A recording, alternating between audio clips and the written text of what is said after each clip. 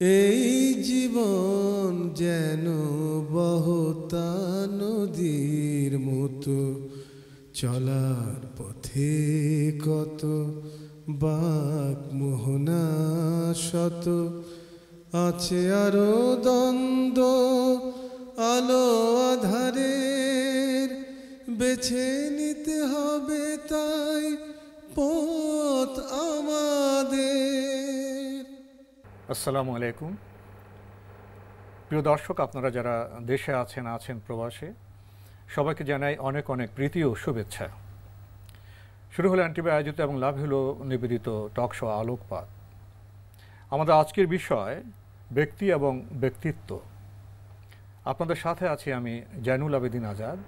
আর আজকে আমাদের মাঝে অতিথি হিসেবে উপস্থিত আছেন বিশিষ্ট বিজ্ঞান গবেষক ডাক্তার মশিউর রহমান। আসসালামু আলাইকুম আরহামতুল্লাহি ওয়া বারাকাতুহু। আমরা তো ব্যক্তি মানুষ।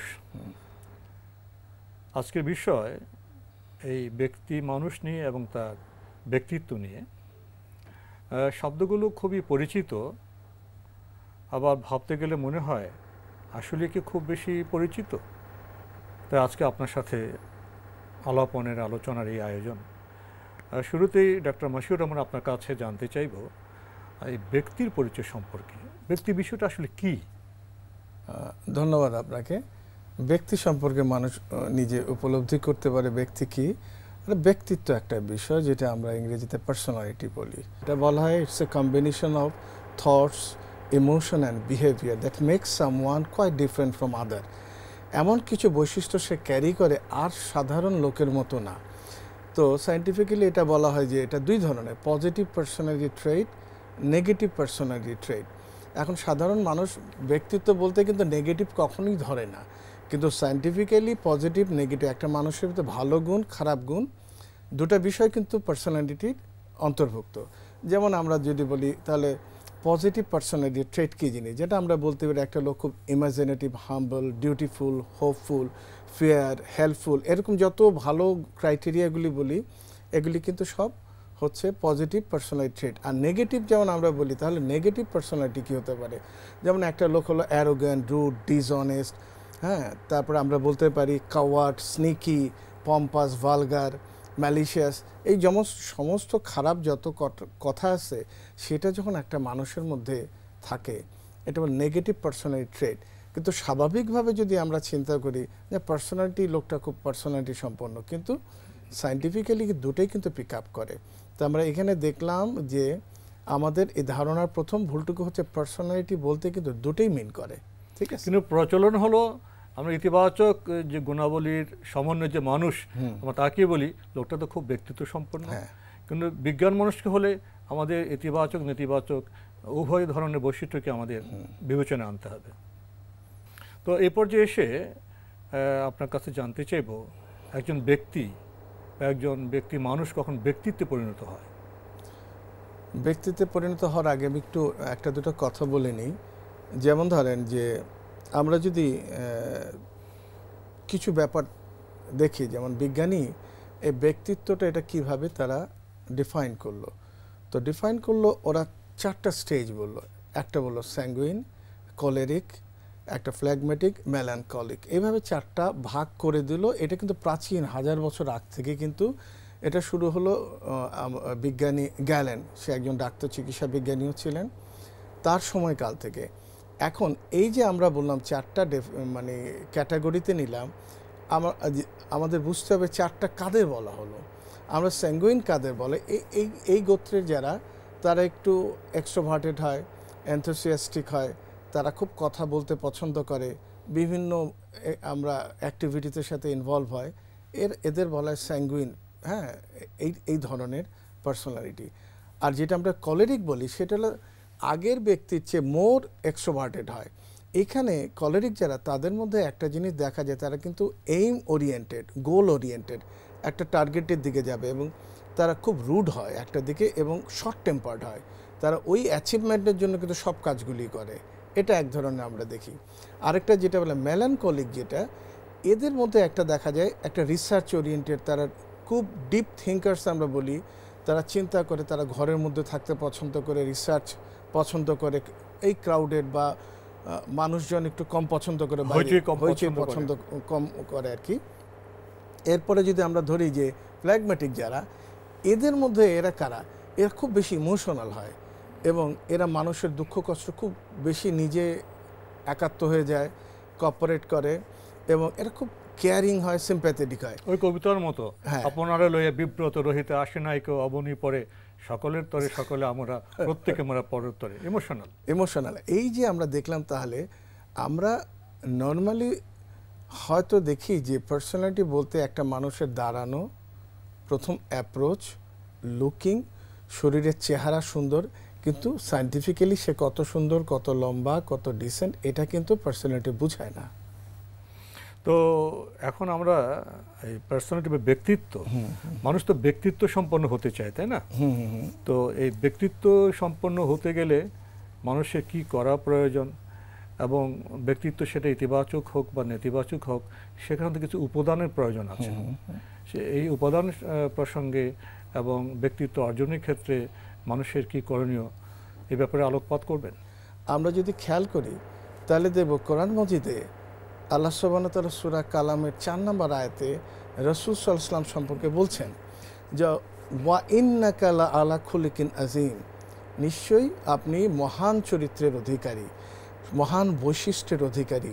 হ্যাঁ, সমস্ত ক্যারেক্টারিস্টিক্স যে রাসূল, আমরা যদি দেখি সূরা আহজাবের 21 নম্বর আয়াতে আল্লাহ সুবহানাহু ওয়া তাআলা বলছেন তোমাদের রাসূলের মধ্যে সমস্ত অনুকরণ করার সমস্ত বৈশিষ্ট্যগুলি দেয়া আছে, কাঙ্ক্ষিত গুণাবলী, কাঙ্ক্ষিত বৈশিষ্ট্য, যেগুলোর মাধ্যমে ব্যক্তি উপকৃত হবে, পরিবার উপকৃত হবে, সমাজ উপকৃত হবে, এবং শুধু মানবিক সমাজ নয়, পশু পাখি, পুরো যে সৃষ্টি জগৎ সমস্ত কিছু উপকৃত হবে। এই জন্য বোধহয় রাসূল সাল্লাল্লাহু আলাইহি ওয়াসাল্লাম আরেকটা তার যে পরিচয়, রাহমাতুল আলামিন।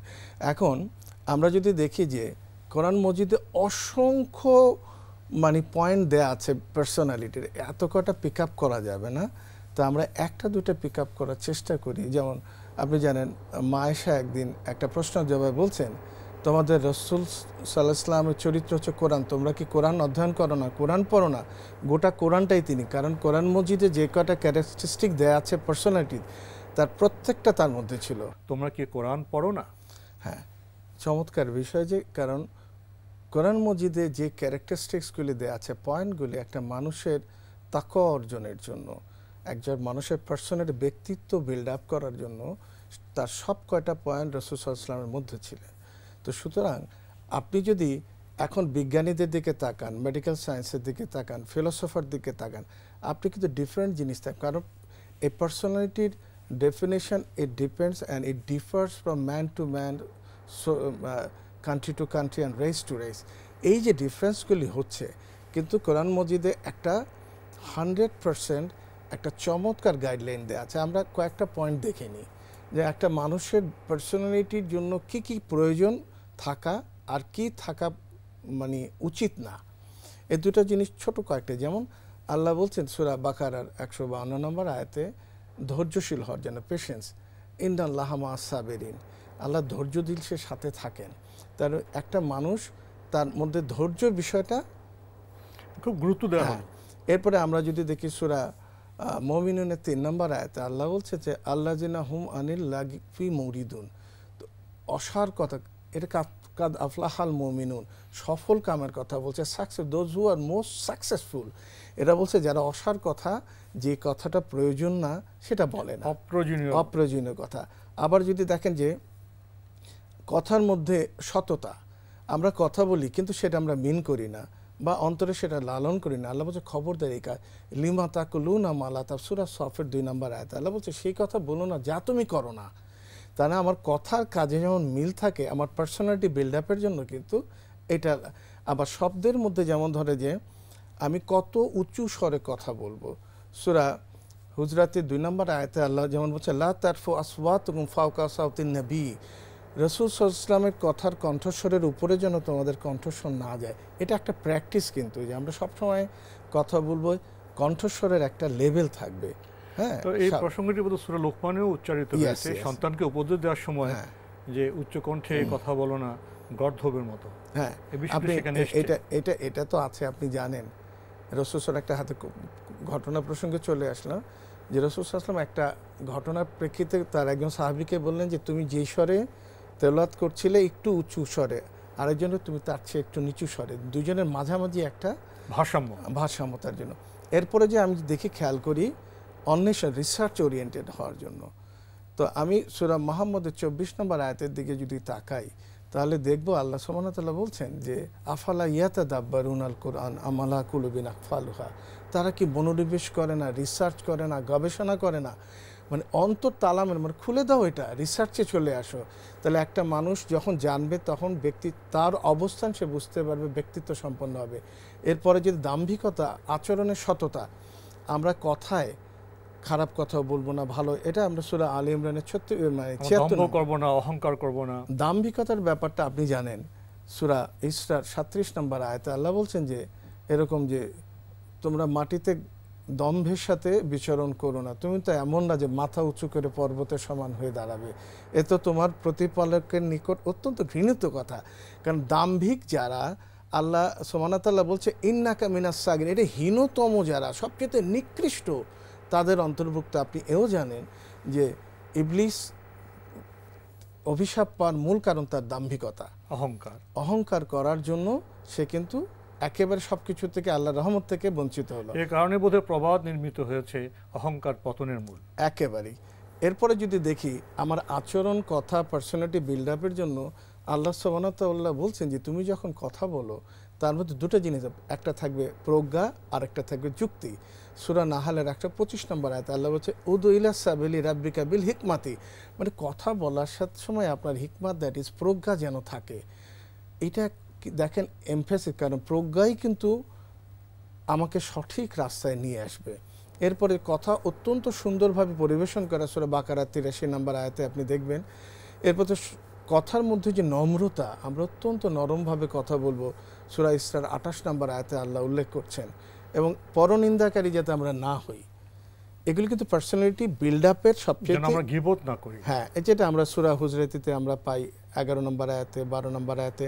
এবং এই পরনিন্দাকারী হিসেবে আপনি জানেন একটা সূরা আসছে হুমাজা, ওয়াইলুল লিকুল্লি হুমাজাতিল লুমাজা, সামনে পিছনে যে দুর্নাম করে আল্লাহ বলছেন সতর্কবাণী, কঠিন বিপদ তাদের জন্য। অতএব আমরা ব্যক্তিত্ব সম্পন্ন লোক, তার একটা ক্যারেক্টারিস্টিক, সে কারো দুর্নাম করে না, কারো সম্পর্কে কটু কথা বলে না, মন্দ কথা বলে না। এবং ক্রোধ সংবরণ করা, অ্যাঙ্গার, এটা কিন্তু একটা মানুষের মধ্যে খুব কুইক রিফ্লেকশন হয়। এই ক্রোধ সংবরণ করা সূরা আলে ইমরানের 134 নম্বর আয়াতে একটা ক্যারেক্টারিস্টিক, যেটা পার্সোনালিটি বিল্ড আপ। আমি বললাম কীভাবে পার্সোনালিটি বিল্ড আপ করবেন, আপনি তাহলে ক্রোধ সংবরণ এটা মাথার মধ্যে থাকবে না, আমি রাগ করব না আজকে। তো এরপরে শান্ত থাকা, টু বিকাম পোলাইট। পোলাইট আপনি তাকে সূরা ইসরার 28 নম্বর আয়াতে আল্লাহ বলছেন।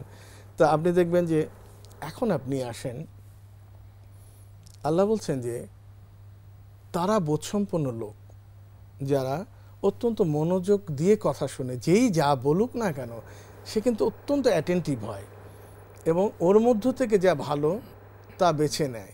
এরা হচ্ছে বোধসম্পন্ন লোক। আল্লাহ বলছে আল্লাযিনা ইয়াস্তামাউনাল কাওলা ফায়াত্তাবিউনা আহসানাহু উলাইকাল্লাযী হাদাহুমুল্লাহু ওয়া উলাইকা হুম উলুল আলবাব। আপনি দেখেন এখানে অত্যন্ত মনোযোগ দিয়ে কথা শুনে তারা, এটা আপনি দেখবেন সূরা জুমারের 18 নম্বর আয়াতে। তাহলে একজন বোধসম্পন্ন পার্সোনালিটি সম্পন্ন লোক সে কী করে, মোর অ্যাটেন্টিভ হয়, যে যাই বলুক না সে শুনতে চায়, শোনার ইচ্ছা তার মধ্যে থাকে। একটা আদব, কথা আপনার শুনতে হবে। এখন আপনি যদি চিন্তা করেন যে না আমি শুনবো না, হ্যাঁ আমি শুনবো না, তাহলে একটা হচ্ছে সত্য, একটা হলো মিথ্যা। তাহলে মিথ্যার মাঝখানে যে সে কোনোদিন সত্যের নাগাল পাবে না যদি শুনতে না চায়। কারণ যখনই শুনবে, যেমন প্রথম কথা হচ্ছে যারা জানতে চায়, শিখতে চায়, বুঝতে চায়, তাদের জন্য কি তাদেরই বলা হচ্ছে উলুল আলবাব, বোধসম্পন্ন লোক। এখন আপনি সূরা আরাফের 179 নম্বর আয়াতে দেখবেন they have heart but they don't feel, they have eyes they don't see and they have ear they don't hear. তাহলে অন্তর আছে, তারা উপলব্ধি আছে, তারা শ্রবণ করে না, এই জন্য আছে তারা দেখে না। সূরা বাকারা 7 নম্বর আয়াতে আল্লাহ বলতেছে খাতামাহুমুল্লাহু আলা কুলুবিন, তার অন্তরে আমি তালা মেরে দিলাম, পর্দা দিয়ে দিলাম। কেন? বন্ধ, তাদের হৃদয় বন্ধ।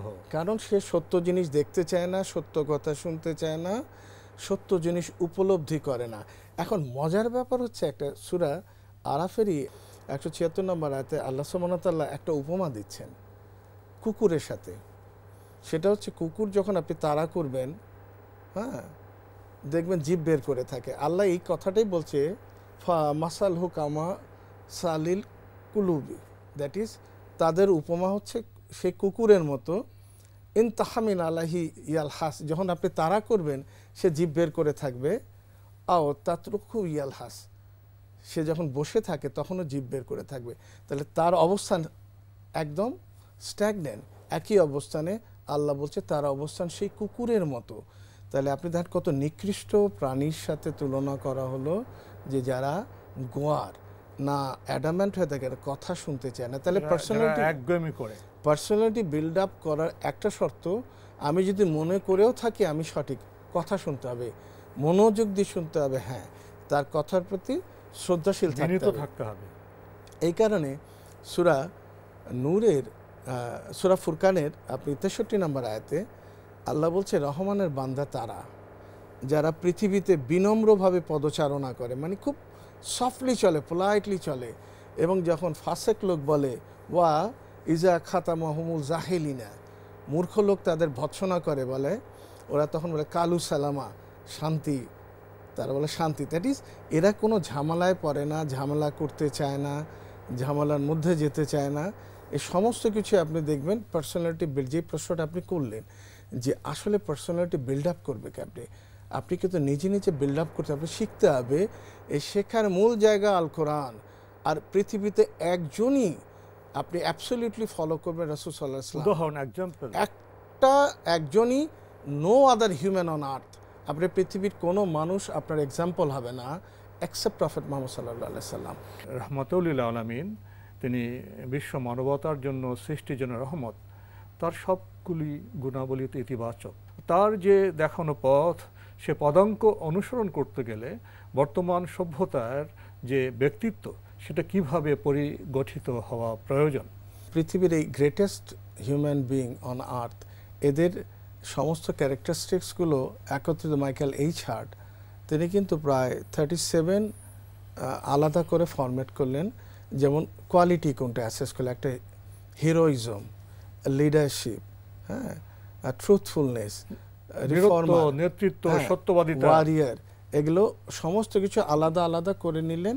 এবং এবার ঠিক চিহ্ন দেওয়া শুরু করলেন যে কোন মানুষটা একটা সমাজের পরিবর্তন করলেন, এইটাতে একটা ঠিক চিহ্ন।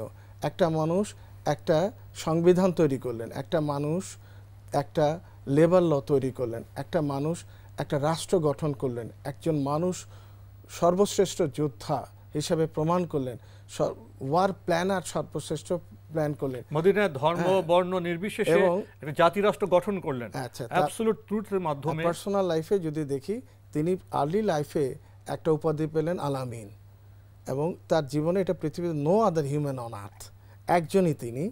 আর তারপরে দেখেন তার প্রতি প্রত্যেক মানুষ যারা তার বিপরীতে ছিল, আবু জেহেল, এরা সবাই জানতো তিনি মিথ্যা কথা বলেন না। এটা কিন্তু এই অ্যাচিভমেন্ট। এবং তার ফ্যামিলি লাইফে আপনি যদি দেখেন, মা আয়েশাকে প্রশ্ন করা হলো, রাসূল সাল্লাল্লাহু আলাইহি ওয়াসাল্লাম কি তোমাদের কখনো আঘাত করেছে? হ্যাঁ, তারা যখন জানতে চায়, বলে তোমাদের রাসূল আঘাত তো দূরের কথা, বকা মানে উচ্চ কণ্ঠে কথা, সেটা তিনি বলেন না। তাহলে স্বামী স্ত্রীর যে আচরণ আপনি পাচ্ছেন, তাহলে আপনি যেটা প্রশ্ন করলেন, লিডারশিপ আলাদা, এটা হাজারো রাসূল সাল্লাল্লাহু আলাইহি ওয়াসাল্লামের সেই হান্ড্রেডস অফ ক্রাইটেরিয়ার মধ্যে একটা হচ্ছে লিডারশিপ। এটা ভেরি সিলি জিনিস, আপনি পৃথিবীতে গ্রেট লিডার পাবেন, but he is not like prophet Muhammad সাল্লাল্লাহু আলাইহি ওয়াসাল্লাম। রাসূল সাল্লাল্লাহু আলাইহি ওয়াসাল্লামের মধ্যে যেই গুণাবলী ছিল, হ্যাঁ, সেগুলি সবকটা অ্যাকুমুলেট যদি আপনি করেন, তাহলে আপনি কিন্তু মাইকেল হার্টের প্রথম এডিশনে যে কথাটা ছিল, সেটা কিন্তু পরের এডিশনগুলোতে পাওয়া যায় না। সেটা হচ্ছে যদি সময় শেষ, একেবারে সেটা হচ্ছে যে যদি রাসূল সাল্লাল্লাহু আলাইহি ওয়াসাল্লামের যে ক্রাইটেরিয়া, সেই সমান ক্রাইটেরিয়াগুলি দিয়ে যদি আমি ডিজাইন করি, তাহলে দ্বিতীয় নাম্বার আসবে না 1 থেকে 100 পর্যন্ত, মানে 2 থেকে 100 পর্যন্ত 0 থাকবে।